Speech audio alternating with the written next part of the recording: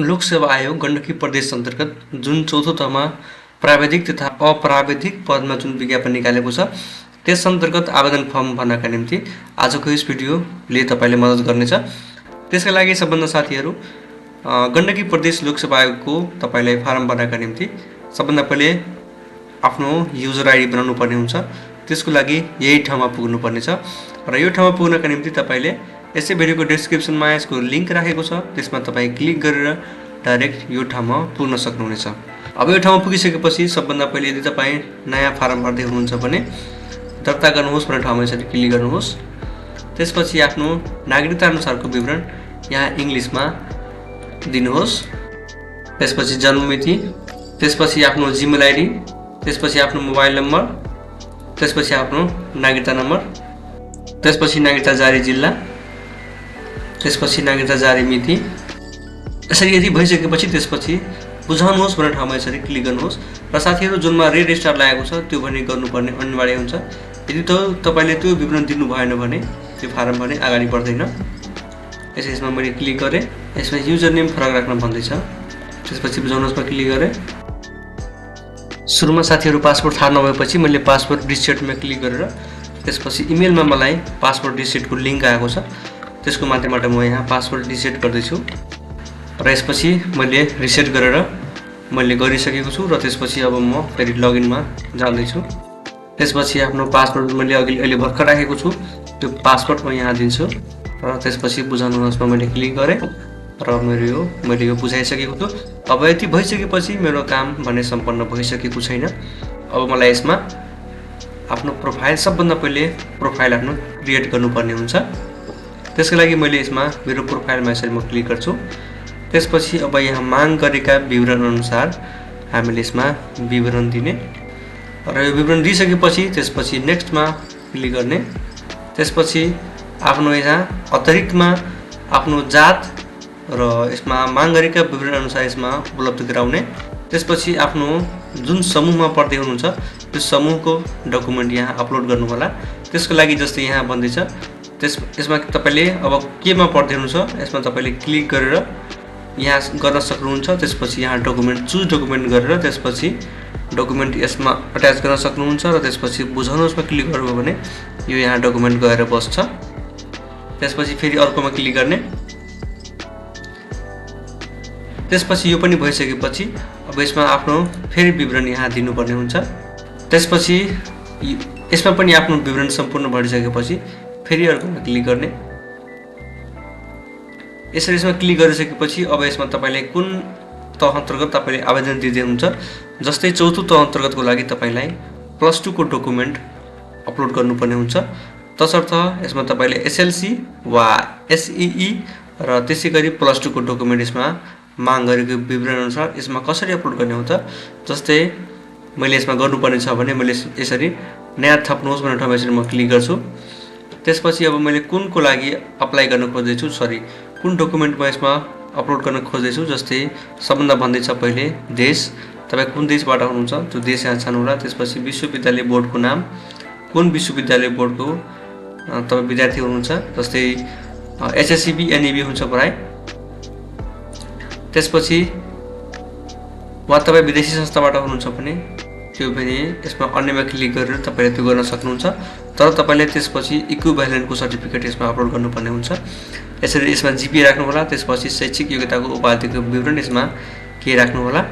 त्यसपछि शैक्षिक संस्थाको प्रकार सरकारी वा निजीबाट गर्नुभएको छ त्यो गर्नु होला र त्यसपछि डकुमेन्ट ट्रान्सक्रिप्ट, क्यारेक्टर सर्टिफिकेट र सक्षमता भनेपछि जुन मैले इक्विभ्यालेन्सको भनेको थिएँ। यदि तपाईँ विदेशी संस्थाबाट हुनुहुन्छ भने तपाईँले यो अपलोड गर्नुपर्ने अनिवार्य हुन्छ र यदि तपाईँ हुनुहुन्न नेपालबाटै हुनुहुन्छ भने यो डकुमेन्ट अपलोड गर्नुपर्ने आवश्यक छैन, किनभने यसमा स्टार पनि लागेको छैन। त्यसपछि डकुमेन्ट भने पिडिएफ साइजमा पिडिएफ फाइलमा अपलोड गर्नुपर्ने हुन्छ र त्यो चाहिँ 500 KB भन्दा कम साइजको भने हुनुपर्छ। यसरी यो भइसकेपछि बुझाउनुहोस्मा क्लिक गर्नुहोला। त्यसपछि यो डकुमेन्ट तपाईँको यहाँ जसरी मेरो यहाँ सेभ भएर बसेको छ त्यो यहाँ सेभ भएर बसिन्छ र यो पनि भइसकेपछि फेरि अर्कोमा क्लिक गर्नुहोला। त्यसपछि अब तालिममा तपाईँले तालिम त्यस्तो खास नभए पनि कम्प्युटरको यदि तालिम तपाईँले लिनुभएको छ भने कम्प्युटरको तालिम लिनुहोला र यो डकुमेन्ट पनि सेम अघिको जस्तै नयाँ थप्नुहोसमा क्लिक गरेर त्यसपछि तालिम दिने संस्थाको नाम, तालिमको नाम, कति प्रतिशत पाउनु भएको छ, श्रेणी र कति दिनको तपाईँले तालिम लिनुभएको छ, अवधिदेखि अवधिसम्म र त्यसपछि त्यसको सर्टिफिकेट यहाँ चुज गरेर गर्न सक्नुहुन्छ र फेरि बुझाउनुहोसमा क्लिक गर्नुहोला। त्यसपछि फेरि यो मेरो भइसकेको छ भने त्यसपछि मैले फेरि अर्कोमा क्लिक गर्छु। त्यसपछि व्यावसायिक परिषद। अब तपाईँ यदि टेक्निकल पोस्टको लागि यसमा आवेदन गर्दै हुनुहुन्छ, जस्तै एचए, अनमी वा सिभिल, तपाईँ जुन टेक्निकल पोजिसनको लागि फारम भर्दै हुनुहुन्छ भने यसमा तपाईँले त्यसको व्यावसायिक परिषद दर्ता जुन हुन्छ त्यो चाहिँ तपाईँले यसमा अपलोड गर्नुपर्ने हुन्छ। त्यसपछि अनुभव यदि तपाईँको छ भने राख्न सक्नुहुन्छ, वा छैन भने अनिवार्य भन्ने हुँदैन। त्यसपछि अब अर्कोमा क्लिक गर्नुहोला। त्यसपछि आफ्नो फोटो राख्नुहोला। त्यसपछि हस्ताक्षर, त्यसपछि आफ्नो नागरिकताको अगाडिको भाग यसमा अपलोड गर्नुहोला। त्यसपछि नागरिकताको पछाडिको भाग यसमा अपलोड गर्नुहोला। र यसमा तपाईँलाई कन्फ्युजन हुँदैछ भने मलाई कमेन्ट गर्न सक्नुहुन्छ। र यसै जस्तै अब मलाई यसमा फोटो हाल्नुपर्ने छ भने मैले यसमा अलरेडी मेरो यहाँ फोटो रहेको छ, तर मलाई हाल्नुपर्ने छ भने यहाँ प्रतिस्थापनमा मैले यहाँ क्लिक गरेर हाल्न सक्छु। र यो भइसकेपछि अब यसमा फेरि के भन्दैछ भने तपाईँको फोटो त इमेज फाइलमै हुनुपर्छ, तर तपाईँको सिटिजनसिप भने पिडिएफ साइजमा जेपिजी, पिएनजी र जेपिजीमा तपाईँले अपलोड गर्न सक्नुहुन्छ, यानि कि इमेज फाइलमै पनि तपाईँले यसमा अपलोड गर्न सक्नुहुन्छ, तर 500 KB भन्दा तलको भने हुनुपर्छ। यो पनि हालिसकेपछि फेरि अर्कोमा क्लिक गर्नुहोला। त्यसपछि अब आफ्नो भरेको विवरण ठिक छ कि छैन भनेर रुजु गर्नका निम्ति यो स्टेप हुन्छ। यसमा आफूले भरेको विवरण ठिक छ कि छैन भनेर यसरी हेर्नुहोला, र यदि ठिक छ भने क्यान्सल गरिदिनु होला। म तपाईँ फेरि रिक्त पदमा भने क्लिक गरेर अब यसमा जुन विज्ञापन निस्केको छ त्यो यहाँ लिस्ट यहाँ देखाइराखेको छ। यसमा तपाईँले अब कुनमा अप्लाई गर्ने इच्छा छ, जस्तै मलाई अब यसमा मैले हेर्नुपर्ने छ भने विस्तृत विवरण हेर्नुहोस् भन्ने ठाउँमा यसरी मैले क्लिक गरेँ। र यसमा अब कुनको लागि गर्ने त, जस्तै नयाँ प्राविधिक सहायक कुनमा गर्ने त। अब जस्तै तर मैले यहाँ नन टेक्निकलको भर्दैछु भने फेरि म रिक्त पदमा क्लिक गरेँ। अब मलाई जस्तै मैले प्रशासन सहायक लेखाको लागि मैले यसमा गर्न खोज्दैछु, यसरी मैले यसमा क्लिक गरेँ। त्यसपछि अब कुनको लागि गर्ने त त्यसमा यसरी टिक गर्दै जानु होला। अब तपाईँ कुनमा पढ्दै हुनुहुन्छ, जनजातिमा, कोटामा, जसरी मैले यसमा दुईटामा राखेँ। त्यसपछि यसरी भइसकेपछि फेरि यसमा हो मसँग न्यूनतम योग्यता छमा टिक लगाउनु होला। त्यसपछि तपाईँको न्यूनतम योग्यताको संख्या के रहेको छ त्यो यहाँ राख्नु होला। त्यसपछि मुख्य विषय, अब तपाईँ कुनको लागि आवेदन दिँदै हुनुहुन्छ, तपाईँको न्यूनतम योग्यताको संकाय भने त्यो अनुसार यहाँ राख्नुपर्ने हुन्छ। जस्तै कृषि, शिक्षा संकाय, इन्जिनियरिङ, विज्ञान, अन्य, टिएसएलसी, चिकित्सा, नर्सिङ संकाय। जस्तै तपाईँ अनमीको लागि हुनुहुन्छ भने नर्सिङ गर्न सक्नुहुन्छ। अब तपाईँ एचएको लागि हुनुहुन्छ भने चिकित्सा विज्ञान संकायसँग सम्बन्धित तपाईँले यसमा गर्न सक्नुहुन्छ। त्यसपछि न्यूनतम योग्यताको मूल विषय के रहेको छ, अब यसमा तपाईँले मूल विषय राख्न सक्नुहुन्छ आफूले भरेको आवेदन अनुसार।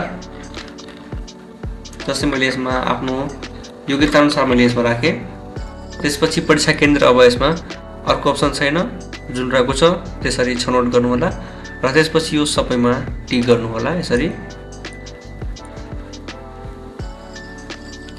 तर फेरि यहाँ के भन्दैछ भने मैले गण्डकी प्रदेश निजामती सेवा गण्डकी प्रदेश अन्तर्गत स्थायी सेवाको कुनै पनि पदमा हालसम्म आरक्षणको सुविधा लिएको छैन, यसमा टिक लगाउनु होला। त्यसैगरी म सङ्घीय निजामती सेवा वा प्रदेश निजामती सेवा वा स्थानीय सरकारी सेवाको समान पदमा कार्यरत छैन, यसरी टिक गर्नु होला। र मैले कि गण्डकी प्रदेश निजामती सेवा र गण्डकी प्रदेश अन्तर्गत स्थानीय सेवाको पदमा आरक्षणको सुविधा लिएको छु भने छुमा गर्नु होला, छैन भने छैनमा टिक गर्नु होला। त्यसपछि फेरि निवेदन दिनुहोस् भन्ने ठाउँमा यसरी क्लिक गर्नु होला। र यसरी गरिसकेपछि अब दुईटा पोजिसनको लागि मलाई एउटा खुल्ला एउटा कोटाको लागि मलाई जम्मा टोटल 650 रुपियाँ बुझाउनु पर्ने हुन्छ। यसरी मैले क्लिक गरेँ र त्यसपछि मैले हो निश्चित गर्नुहोस् ठाउँमा यसरी मैले क्लिक गरेँ भने मेरो आवेदन भने सफलतापूर्वक पेश भइसकेको छ। अब तर मलाई अब पेमेन्ट भन्ने गर्न बाँकी रहेको छ, त्यसको लागि रद्द गर्नुहोस् म अहिले नतिर्न पनि सक्छु। र यदि मलाई तिर्नुपर्ने छ भने लागू विज्ञापन तिर्नुहोस् भन्ने ठाउँमा यसरी म क्लिक गर्नुपर्ने हुन्छ। र यसरी क्लिक गरिसकेपछि अब के को माध्यमबाट तिर्ने त त्यसको लागि फेरि अब यहाँ यस्तो मलाई इन्टरफेसमा लगेको छ। अब यसमा मलाई तिर्नुहोस् मैले क्लिक गरेँ। अब विकल्प छान्नुहोस् जस्तै अनलाइन गर्ने कि अफलाइन गर्ने। जस्तै अनलाइन गर्नु छ भने यसरी अनलाइनमा टिक गर्ने, त्यसपछि अर्कोमा गर्ने। यसरी गइसकेपछि अब कनेक्ट आइपिएस, ई सेवा, खल्ती र आइएमई को माध्यमबाट मैले गर्न सक्छु। अब जस्तै मलाई ई सेवाको माध्यमबाट गर्नुपर्ने छ भने मैले ई सेवामा क्लिक गरेँ। त्यसपछि आफ्नो ई सेवाको लागि मोबाइल नम्बर र पासवर्ड दिएर लगइन गरेर पेमेन्ट गर्नुहुन्छ। यसमा क्लिक गर्नुहुन्छ भने तपाईँले मोबाइलमा एसएमएस जान्छ।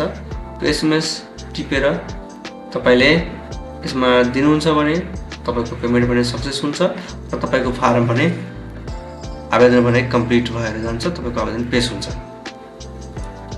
अब आफूले आवेदन पेश गरेको कसरी हेर्नु त त्यसको लागि मेरो आवेदनमा यसरी क्लिक गर्ने, त्यसपछि नतिजाहरू हेर्नुहोस्, प्रवेश पत्र डाउनलोड गर्नुहोस्। यदि तपाईँको जब परीक्षाको तपाईँको आवेदन भने रुजु भइहाल्छ माथिबाट पनि र तपाईँको प्रवेश पत्र डाउनलोड गर्नुपर्ने हुन्छ भने तपाईँले मेरो सबै आवेदनमा यसरी क्लिक गरेर प्रवेश पत्र डाउनलोड गर्नुहोस् भन्ने ठाउँमा यसरी गएर तपाईँले त्यो गर्न सक्नुहुन्छ। हस् त साथीहरू, आजको भिडियोमा हामीले यसमा आवेदन कसरी दिन सकिन्छ त्यसको बारेमा डिटेलमा बुझ्यौँ। र साथीहरू, यसमा तपाईँलाई कतै कुनै कन्फ्युजन हुँदैछ भने एकचोटि भिडियोले पुनः चलाएर हेर्नुहोला वा मलाई कमेन्ट गर्न सक्नुहुन्छ। हस् त साथीहरू, आजको भिडियोमा यति नै।